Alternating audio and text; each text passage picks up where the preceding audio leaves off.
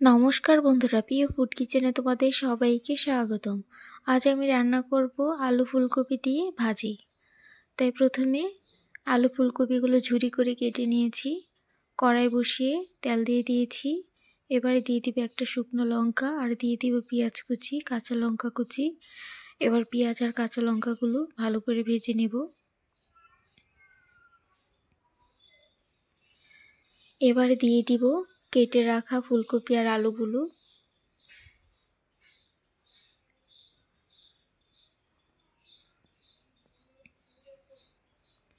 এবারে দিয়ে দিব স্বাদ মতো নুন আর হলুদের গুঁড়ো।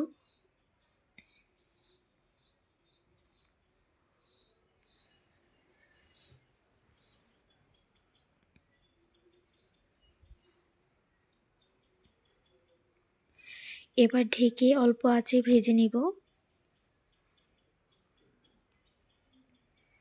একদম হালকা আঁচে কিছুক্ষণ ভেজে নিয়েছি আর একটু পরপর নেড়ে দিয়েছি, না হলে নিচে পুড়ে যেতে পারে। দেখো বন্ধুরা, ভাজিটা প্রায় হয়ে গেছে। এবার আরেকটু ভাজা ভাজা করে নিব।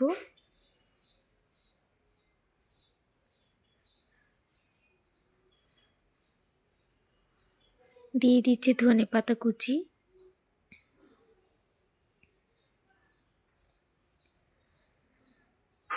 এবার ফুলকপি আর আলুগুলো একটু খুন্তি দিয়ে ভেঙে চুরে দিব, তাহলে ঝুরি ঝুরি হবে, খেতে ভালো লাগবে।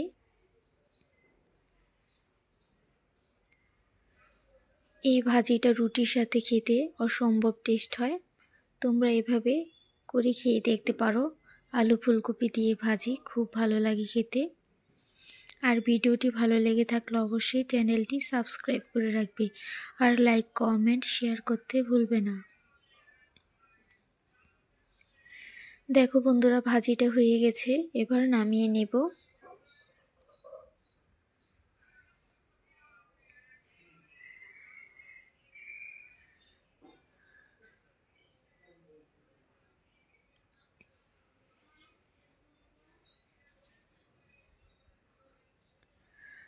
ভাজিটা নামিয়ে নিয়েছি। দেখো কতটা সুন্দর হয়েছে।